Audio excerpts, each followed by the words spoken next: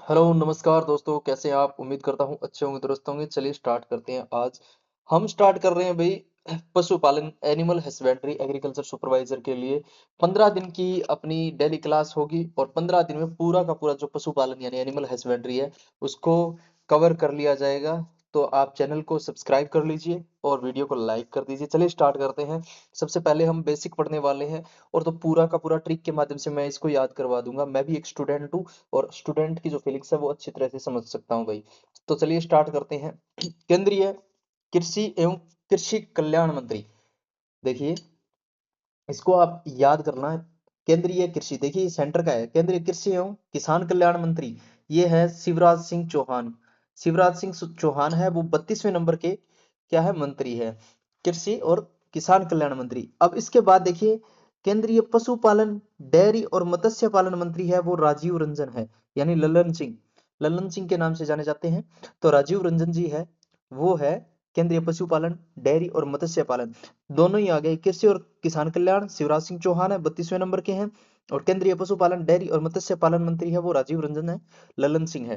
ठीक है, इसके बाद राजस्थान से रिलेटेड दोनों ही ये जो फैक्ट हमने अभी पढ़े हैं ये राजस्थान से रिलेटेड भी पढ़ लेते हैं। यानी कृषि और उद्यानिकी मंत्री है वो डॉक्टर किरोड़ीलाल मीणा है और राजस्थान पशुपालन, डेयरी, गोपालन मंत्री है वो जोराराम कुमावत है। दोनों ही हमें याद रखने हैं। इसके बाद सर्वप्रथम मनुष्य द्वारा पशु पालने का प्रथम उद्देश्य क्या था? भोजन प्राप्ति, यानी मांस के लिए पालते थे भाई। इसके बाद क्या, मांस के लिए पालते थे तो पशुओं को खिलाने के लिए चारा चाहिए, और चारा कहाँ से आएगा? जंगल से। तो जंगल में जाते थे, फिर वो शिकार हो जाते थे पशुओं का। इसके बाद पशुपालन की उत्पत्ति की बात करें तो यहाँ से कभी कभी क्वेश्चन पूछ लिया जाता है, और मेरे हिसाब से इस बार आरएसएसबी बोर्ड है वो बहुत ही भयानक क्वेश्चन बना रहा है। तो इस बार मेरे हिसाब से यहाँ से क्वेश्चन पूछना ये ताजुब की बात है। तो पशुपालन का विस्तृत अध्ययन अगर हम वेदों में देखें तो 5000 से 3000 ईसा पूर्व का मिलता है, और पुराणों में 2000 से 3000 2000 से 1000 ईसा पूर्व मिलता है, और अर्थशास्त्र में 6000 से 3000 ईसा पूर्व का मिलता है। इसके बाद मुख्य उद्देश्य क्या होता है पशुपालन का? पशुपालन का उद्देश्य ये होता है कि कम लागत पर हमें अधिक उत्पादन यानी लाभ मिल सके, अधिक लाभ मिल सके। परिभाषा की बात करें तो पशु के प्रबंधन की एक ऐसी कला है, पशुओं के प्रबंधन की ऐसी कला है जिसमें पशुओं का आवास, उनका आहार, उनके प्रजनन संबंधी और स्वास्थ्य की देखभाल करना तथा उसके साथ साथ पशुओं से अधिक लाभ प्राप्त किया जा सके, इस विधि को क्या कहते हैं? पशुपालन कहते हैं। अब पशुपालन की जो शब्दावली है उससे महत्वपूर्ण क्वेश्चन बन जाते हैं भाई। डायरेक्ट पूछ लेगा, मिलान करवा लेगा, और डायरेक्ट पूछ लेगा कौन सा कथन सत्य है, कौन सा कथन असत्य है, निम्नलिखित में से कौन सा कथन सही है, ये पूछ लेगा भाई। चलिए स्टार्ट स्टार्ट करते हैं। पशुपालन की शब्दावली, सबसे पहले सिलेक्शन, सिलेक्शन यानी चयन। देखिए एक है छंटनी और एक है चयन, दोनों में अंतर है। आप दोनों को सेम मत रख देना, दोनों में अंतर है, आप अच्छे से समझना इसको। किसी झुंड में अपने उद्देश्य की प्राप्ति हेतु उत्तम व इच्छित पशु, उत्तम व इच्छित गुणों वाले पशु को चुनकर अलग करना क्या कहलाता है? चयन कहलाता है। यानी सीधी सी बात है, वो ऐसी परिभाषा नहीं देगा, वो पूछेगा दुधारू पशुओं को अलग करना किसके अंतर्गत आता है? तो चयन करना यानी सिलेक्शन विधि के अंतर्गत आता है। ठीक है, इसके बाद है क्लिंग, निकृष्टन यानी छंटनी।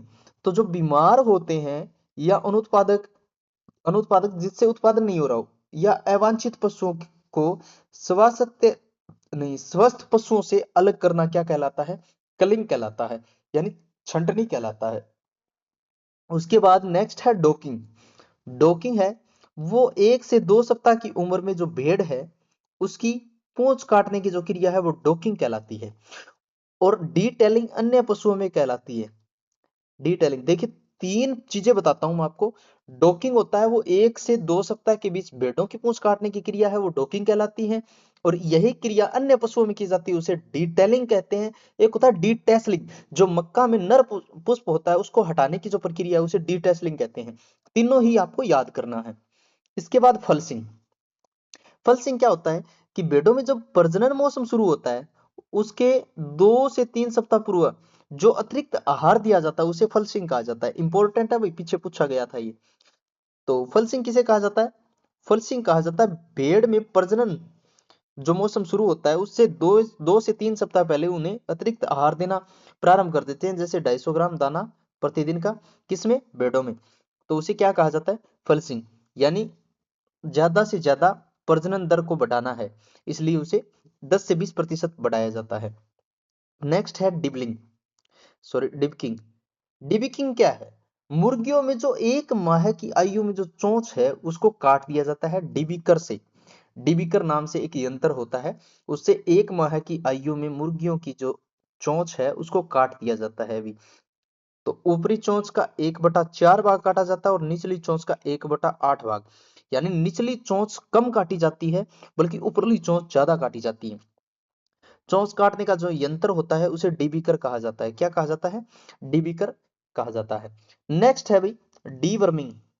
डीवर्मिंग यानी वर्मिंग। वर्मिंग से हमें याद रखना चाहिए, जो वर्मी कंपोस्ट बनाते हैं केचुओं से, तो कर्मियों की बात चल रही है। तो डीवर्मिंग यानी मुर्गियों को उनके पेट व आंत में पाए जाने वाले कर्मियों से मुक्त करवाना। तो पहली डीवर्मिंग कब करते हैं? 4.5 माह की आयु में, और दूसरी होती है 6 माह की आयु में। दोनों ही इंपॉर्टेंट है, दोनों ही इंपॉर्टेंट है भाई। पहली होती है 4.5 माह की आयु में और दूसरी होती है 6 माह की आयु में। फिर है कैनाबोलिज्म, 7वां है भाई कैनाबोलिज्म। कैनाबोलिज्म क्या होता है कि अगर इनकी जो ये चोंच है डीवर्मिंग नहीं करेंगे तो मुर्गियां क्या करेगी? एक दूसरे पक्षियों को चोंच मारकर घायल कर देती है। और सबसे ज्यादा इसका जो मुख्य कारण माना जाता है वो माना जाता है NaCl की कमी, यानी नमक की कमी के कारण करती है। और ज्यादातर मुर्गियों को अगर धूप में नहीं रखेंगे, धूप में निकालेंगे ही नहीं, अंदर छांव में ही रखेंगे, तो भी ये कैनाबोलिज्म ये है हो जाता है, जिसके कारण पक्षी है यानी मुर्गियां हैं वो एक दूसरे को चोंच मारकर घायल कर देती है भाई। ठीक है। इसके बाद कैपेनोइजेशन। कैपेनोइजेशन जिसे बंदियाकरण कहा जाता है। मुर्गियों में प्रजनन क्षमता को समाप्त करना या बंदियाकृत करना क्या कहलाता है? कैपेनोइजेशन कहलाता है। तो ये चीजें आपको याद हो गई। अभी और भी है, लेकिन सबसे पहले इनकी एक बार दोबारा से रिवीजन कर लेते हैं। चयन क्या होता है? दुधारू पशुओं को अलग करना या किसी उद्देश्य प्राप्ति के लिए पशुओं को अलग करना। कलिंग क्या होता है? बीमार, अनुत्पादक या अवांछित पशुओं को अलग करना। तीसरा है डोकिंग। डोकिंग होता है कि भेड़ में जो पूंछ काटने की क्रिया है 1 से 2 सप्ताह। और उसके बाद डिटेलिंग। डिटेलिंग होता है अन्य पशुओं में पूंछ काटने की क्रिया। उसके बाद डिटेसलिंग बताया था, डिटेसलिंग होता है मक्का में नर पुष्प को अलग करना। उसके बाद फलशिंग होता है भेड़ को दो जो प्रजनन मौसम शुरू होने से 2 से 3 सप्ताह पूर्व उसे अतिरिक्त आहार दिया जाता है। उसके बाद होता है डिबिकिंग। डिबिकिंग यानी 1 माह की आयु में मुर्गियों की चोंच काटना, डिबिकिंग। ऊपरी भाग 1/4 होता है, ज्यादा काटा जाता है, निचला भाग कम काटा जाता है। चोंच काटने का जो यंत्र है वो डिबिकर कहलाता है। और डीवर्मिंग क्या होता है? पेट के जो कृमि है उन्हें मारा जाता है। तो पहली डीवर्मिंग कब की जाती है? वो की जाती है 4.5 माह की आयु में, और दूसरी 6 माह की आयु में। किसमें की जाती है? मुर्गियों में की जाती है। कैनाबोलिज्म क्या होता है कि मुर्गी है वो एक दूसरे को चोंच मारकर घायल कर देती है। किसके कारण? NaCl की कमी के कारण और विटामिन डी की कमी के कारण। और फिर मैंने बताया था कैपेनोइजेशन यानी बंदियाकरण। तो मुर्गी की प्रजनन क्षमता यानी उसको समाप्त करना या बंदियाकृत करना, मुर्गों की प्रजनन क्षमता को समाप्त करना या बंदियाकृत करना क्या कहलाता है? कैपेनोइजेशन कहलाता है। अब बात कर लेते हैं आगे। देखिए जो बंदियाकृत यानी कैपेनोइजेशन कर दिया जिसका, उसे केपेन कहेंगे। क्या कहेंगे? केपेन। और इसका कैपेन क्यों किया जाता है, यानी कैपेनोइजेशन क्यों किया जाता है? कि अधिक से अधिक क्या प्राप्त हो सके? मांस प्राप्त हो सके। यह क्रिया 10 माह के मुर्गों में करते हैं कैपेनोइजेशन की। और मुर्गों को बंदियाकृत करने के लिए ये इंपॉर्टेंट है, ये क्वेश्चन है जो मैं बता रहा हूं ये मोस्ट इंपॉर्टेंट है। ये पूछा जा चुका है भाई, 2-3 बार पूछा जा चुका है। यहाँ पे सिंथेटिक एस्ट्रोजन हार्मोन लिखा हुआ मिलता है। मुर्गियों में बंदियाकृत करने में डाई इथाइल स्टिलबेस्टोल हार्मोन होता है। क्या होता है? Di ethyl stilbestrol hormone. इसका इसका उपयोग किया जाता है, जिसे हम synthetic synthetic synthetic estrogen hormone भी कहते हैं। वर्तमान में इसे प्रतिबंधित किया गया है वर्तमान में, यानी बैन कर दिया गया है भाई। इसके बाद होता है डिसबडिंग। डिसबडिंग डिसबडिंग यानी डी हार्निंग। डी हार्निंग मतलब डिसबडिंग, बडिंग मतलब सींग। तो पशुओं के सींग को हटाना, सींग को हटाना क्या कहलाता है? डिसबडिंग या डी हार्निंग।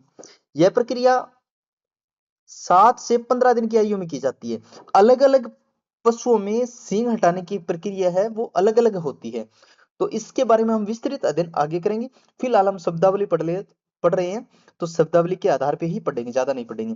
डिसबडिंग हो गया, सींग हटाना पशुओं का, या डी हार्निंग, सींग हटाना।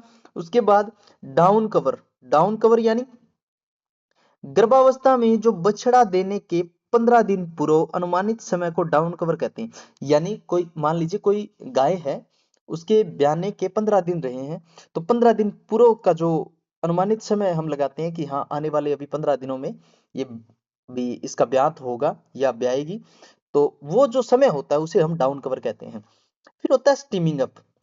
स्टीमिंग अप क्या होता है, यानी पशु के ब्याने की जो अनुमानित तिथि होती है, यानी पशु के ब्याने की जो अनुमानित तिथि उसे अनुमानित तिथि होती है, उससे 6 सप्ताह पहले जो खिलाई जाती है, क्या खिलाई जाती है, अलग से फीड खिलाई जाती है, उसे कहते हैं स्टीमिंग अप।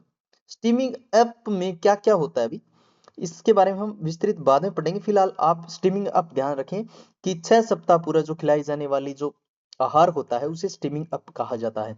उसके बाद है कास्टिंग। कास्टिंग होता है गिराना, विभिन्न क्रियाएं देना, जैसे दवाई देना, इंजेक्शन देना, खुर काटना, सींग रोदन।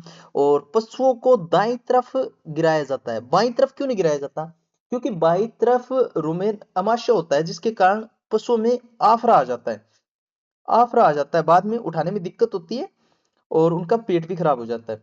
तो जमीन के दाईं तरफ गिराना चाहिए, यानी पशु को जमीन पर दाईं तरफ गिराना चाहिए भाई, ये भी इंपॉर्टेंट है। गिराने की विधि, एक है रियुफ्ट विधि कास्टिंग की, जो सर्वश्रेष्ठ विधि मानी जाती है, एक है बुरलेज विधि। ठीक है, ये देखिए बता दिया ना। पशुओं के दाईं तरफ क्या होता है, रुमेन यानी अमाशय होता है, जिसके कारण आफरा आने की संभावना अधिक रहती है। इसके बाद नेक्स्ट है ब्रायलर। ब्रायलर क्या होता है अभी, मांस उत्पादन के लिए जो मुर्गियां पाली जाती है उन्हें क्या कहा जाता है, ब्रायलर कहा जाता है।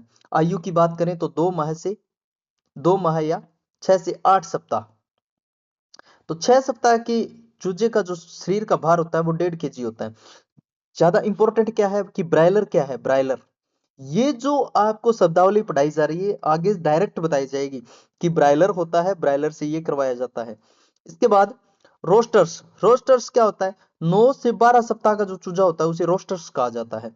इसके बाद लेयर्स। अंडा देने हेतु यानी अंडे हेतु जो मुर्गियां पाली जाती है उसे क्या कहा जाता है, लेयर्स कहा जाता है। इसमें इंपॉर्टेंट है भाई, इंपॉर्टेंट क्या है कि अधिकतर जो 20 से 22 सप्ताह है तब तक मुर्गियां अंडा देती हैं, 20 से 22 सप्ताह तक अंडा देती है, या 5 से 6 माह तक अंडा देती है, उसके बाद अंडा देना बंद कर देती है। अधिकतम उत्पादन की बात करें तो 32 से 35 सप्ताह माना जा सकता है, लेकिन 72वें सप्ताह के बाद याद रखे अंडा देना पूर्णतः बंद कर देती है मुर्गी, जिसे उसके बाद जो मुर्गी को क्या कहा जाता है, ब्रूडी हेन कहा जाता है। इंपॉर्टेंट है भाई ये ब्रूडी हेन। एक क्वेश्चन तो पक्का पड़ेगा इनमें से, एक क्वेश्चन तो पक्का ही पड़ेगा, असल में करवा ले मिलान, या फिर ये पूछ ले निम्नलिखित में से कौन सा सुमेलित नहीं है, वो डायरेक्ट दे देगा कि रोस्टर्स क्या होता है, लेयर्स क्या होता है, ब्रॉयलर क्या होता है। तो आगे हमें यही क्वेश्चन मिलने वाले हैं ज्यादातर, निम्न में से असत्य कौन सा, असत्य कौन सा है, मिलान कौन सा नहीं है, ऐसे क्वेश्चन मिलेंगे, क्योंकि आरएसएस भी बोर्ड ऐसे क्वेश्चन बना रहा है फिलहाल। ग्रोवर मैनेजमेंट। ग्रोवर मैनेजमेंट क्या है, चूजों के 8 सप्ताह की आयु से उत्पादन तक, यानी 8 सप्ताह की आयु से उत्पादन तक का जो भरण पोषण है, यानी जो पालन पोषण है, उसे ग्रोवर मैनेजमेंट कहा जाता है। इसके बाद नेक्स्ट है टीजर बुल। टीजर बुल क्या है, नसबंदी कर नर सांड होता है, उसे क्या कहा जाता है, टीजर बुल कहा जाता है। क्या किया जाता है, देखिए नसबंदी कर्त है, ये नसबंदी कर्त नरसांड है, इसका सिर्फ उपयोग किया जाता है मध्यकाल का पता लगाने के लिए, मध्यकाल का पता लगाने के लिए, यानी इसे लालच तो दिया जाता है लेकिन ये कभी कामयाब नहीं हो पाता। टीजर बुल, नसबंदी कर्त नरसांड को टीजर बुल कहा जाता है। इसके बाद है डम्ड पेल। दूध निकालने के लिए जो बाल्टी, छोटे मुंह वाली जो बाल्टी होती है उसे डम्ड पेल कहा जाता है। उसके बाद है ग्रूमिंग। ग्रूमिंग होती है पशुओं पे जो उनके बालों व त्वचा पर ब्रूस की सहायता से जो खुरहरा किया जाता है, मतलब उस पे क्या है कि उनके बालों पर ब्रूस फेरा जाता है, तो उसे क्या कहा जाता है, ग्रूमिंग कहा जाता है। जिससे क्या क्या होता है भाई, रक्त संचार बढ़ते हैं, परजीवी संक्रमण से बचने और स्वस्थ दूध उत्पादन के लिए किया जाता है। लगभग 1 से 1.5 घंटे, 1 से 1.5 घंटे पहले दूध निकालने के 1 से 1.5 घंटे पहले ग्रूमिंग की जाती है, ध्यान रखें भाई। नेक्स्ट है ग्रीट। ग्रीट मुर्गियों में जो संगमरमर के छोटे छोटे टुकड़े खिलाए जाते हैं, जिन्हें क्या कहा जाता है, ग्रीट कहा जाता है। उसके बाद है कैथीटर। कैथीटर पशुओं के पेशाब को बाहर निकालने का जो यंत्र होता है उसे कैथीटर कहा जाता है। अब बात करते हैं, ये थोड़े से जो है ये एग्रोनॉमी से रिलेटेड है, ये जो 3 4 है एग्रोनॉमी से रिलेटेड है, तो एग्रोनॉमी में मैं इनको ऐड नहीं करने वाला, यहीं पे बता दूंगा अच्छे से। उससे पहले हम एक बार ऊपर से रिवीजन तो कर लें, ताकि हमें भी ये रहे कि याद हो चुका है। बंदियाकृत नर मुर्गा है उसे केपेन कहा जाता है। उसका उद्देश्य होता है कि अधिक से अधिक मांस प्राप्त कर सके। और डाई इथाइल स्टिलवेस्टोल हार्मोन का उपयोग किया जाता है, जो वर्तमान में प्रतिबंध है, जिसे सिंथेटिक एस्ट्रोजन हार्मोन भी कहा जाता है। डिसबडिंग यानी सींगों को हटाना। डाउन कवर यानी 15 दिनों पूर्व का जो अनुमानित समय होता है उसे डाउन कवर कहा जाता है। और स्टीमिंग अप है 6 सप्ताह पूर्व खिलाई जाने वाली जो पोषक तत्व होते हैं उन्हें स्टीमिंग अप कहा जाता है। कास्टिंग की बात करें तो कास्टिंग होता है गिराना। कौन सी तरफ गिराना, दाईं तरफ गिराना।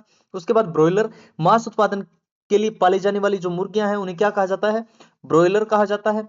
उसके बाद हमने पढ़ा रोस्टर, यानी 9 से 12 सप्ताह के जो चूजे हैं उन्हें रोस्टर कहा जाता है। लेयर्स, अंडे अंडा हेतु पालने वाली जो मुर्गियां होती है उन्हें लेयर्स कहा जाता है। 72 सप्ताह बाद जो मुर्गियां अंडा देना बंद कर देती है उन्हें ब्रूडी हेन कहा जाता है। उसके बाद ग्रोवर मैनेजमेंट क्या होता है भाई, चूजों को जो 8 सप्ताह की आयु से लेकर उत्पादन आयु तक का जो पालन पोषण होता है उसे ग्रोवर मैनेजमेंट कहा जाता है। टीजरबुल टीजरबुल नस्यागत नसबंदीकृत नर सांड को टीजरबुल कहा जाता है। डम्ड पेल बाल्टी होती है।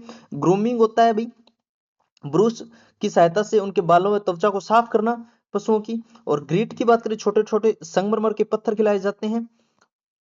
इसके बाद कैथेटर हमने पढ़ लिया, पेशाब को बाहर निकालने का यंत्र होता है। इसके बाद मिश्रित कृषि की बात करें तो मिश्रित कृषि में हम पढ़ते हैं वो है कृषि और पशुपालन दोनों। कृषि और पशुपालन, एक होता है कराहा। कराहा बोला जाता है उबड़ खाबड़ भूमि को समतल बनाने का जो यंत्र होता है कराहा कहा जाता है।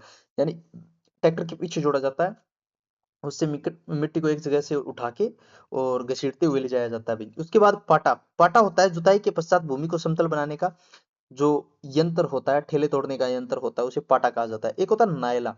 नायला होता है बीज बुआई का यंत्र। एक होता है रिज मेकर। रिज होता है क्यारी, रिज का अर्थ होता है क्यारी, तो रिज मेकर यानी क्यारी बनाने का यंत्र। इसके बाद कल्पा। कल्पा कल्पा यानी खुरपी। खुरपी यानी खरपतवार निकालने का यंत्र होता है, ठीक है। बुलक मैंने बताया था, बुलक बंदियाकृत नर पशु होता है, उसे बुलक कहा जाता है। अधिक मांस उत्पादन एवं कृषि कार्य के लिए, यानी बेल की बात चल रही है यहाँ पे। किसकी बात चल रही है, बेल की बात चल रही है। अब आगे पढ़ते हैं डैम। पशुपालन से संबंधित जितने भी ये आएंगे कि नर नर गाय को क्या कहा जाता है, नर बैल को क्या, नहीं सॉरी, ये जवान नर को क्या कहा जाता है गाय में, और जवान मादा को क्या कहा जाता है, वयस्क नर को क्या कहा जाता है, वयस्क मादा को क्या कहा जाता है, ये जो चीजें हैं ये हम स्पेशल एक वीडियो डालेंगे, क्योंकि उनसे एक क्वेश्चन आता है मिलान वाला। तो ये 2 क्वेश्चन का काम है, तो उनमें से हम सिर्फ 5 मिनट आपका लेंगे। आज ही शाम को 5 मिनट की एक वीडियो और डाल देंगे, इसी की प्लेलिस्ट में आपको अवेलेबल करा दी जाएगी, तो उसमें आप देख सकते हैं। अब पढ़ते हैं डैम।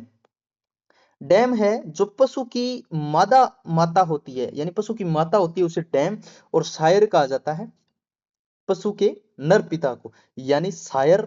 सायर कौन है, देखो सायर है पशु का पिता और माता है वो डैम। अब रूमिनेशन यानी जुगाली करना। रूमिनेशन जुगाली करना, तो पशुओं को जुगाली करने के आधार पर भी 4 भागों में बांटा गया है, उसको भी हम यहाँ पे नहीं पढ़ेंगे। फिलहाल आप ध्यान रखिए, पशु को चारा खाने के बाद पुनः भोजन यानी कोड को मुंह में लाना और दोबारा चबाना जुगाली करना कहलाता है। इसके बाद आती है शून्य चराई यानी जीरो ग्रेजिंग। जीरो ग्रेजिंग ऐसी है कि एक ऐसी प्रणाली जिसमें पशुओं को बंद बाड़ी एवं आवास में रखा जाता है। जैसे हम घर में पशुओं को रखते हैं और नांद यानी उनका जो ठाण होता है नांद, उसमें चारा खिलाया जाता है, तो उसे हम शून्य चराई या जीरो ग्रेजिंग कहते हैं। चारागाह आप समझ गए कि पशुओं को चराने हेतु उपयुक्त जो घास का मैदान होता है उसे चारागाह कहा जाता है। उसके बाद हेलेज। 40 से 50% नमी वाला जो संरक्षित चारा होता है उसे हेलेज कहा जाता है। इसके बाद क्रीप। क्रीप क्या होता है? गाय, भैंस, भेड़, बकरी, सुअर के छोटे बच्चों के लिए जो पोषक तत्वों की पूर्ति हेतु जो छोटा फीडिंग क्षेत्र बनाया जाता है उसे क्या कहा जाता है? क्रीप कहा जाता है। एक होता है ब्लिटिंग। ब्लिट, जो भेड़ व बकरी की जो आवाज होती है उसे ब्लिट कहा जाता है। जो बोलते हैं उस प्रक्रिया को क्या कहते हैं? ब्लिट कहा जाता है। ब्लिट करती है, ब्लिटिंग। एनोरेक्सिया, भूख की कमी के कारण एनोरेक्सिया हो जाता है। एक होता है निम्फोमेनिक वुलर, यानी जो मादा पशु है वो हीट में होती है यानी ताव में होती है, उसे कहते हैं निम्फोमेनिक। ठीक है। इसके बाद डी टिकिंग। देखो, डी टेलिंग अलग है, डी टिकिंग अलग है। डी टिकिंग होता है कि जो त्वचा से परजीवी होते हैं जैसे चिंचड़, उनको हटाना, वो डी टिकिंग कहलाता है। और डी टेलिंग कहलाता है पशुओं की पूंछ काटना। और डी टेसलिंग कहलाता है मक्का के नर पुष्प को हटाना। ये मैं बार बार इसलिए दोहरा रहा हूं ताकि आपको अच्छे से याद हो जाए। काफ की बात करें, काफ 6 माह तक का जो बछड़ा होता है, पशु के जन्म के 6 माह तक का जो बछड़ा होता है उसे काफ कहा जाता है। हीफर की बात करें तो हीफर गाय व भैंस के 6 माह के प्रजनन आयु तक की जो बछिया या पशु होता है उसे हीफर कहा जाता है। यानी ये तो है जो जवान मादा, ये है जवान नर, दोनों ही आपको ध्यान में रखने हैं।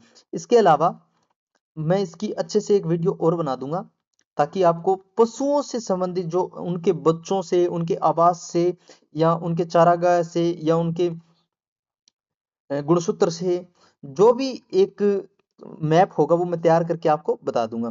तो आज की वीडियो आपको कैसे लगी कमेंट में जरूर बताना। नेक्स्ट वीडियो कल सुबह आएगी और उससे पहले 5 मिनट का वो वीडियो है वो मैं डाल दूंगा। Okay, bye bye.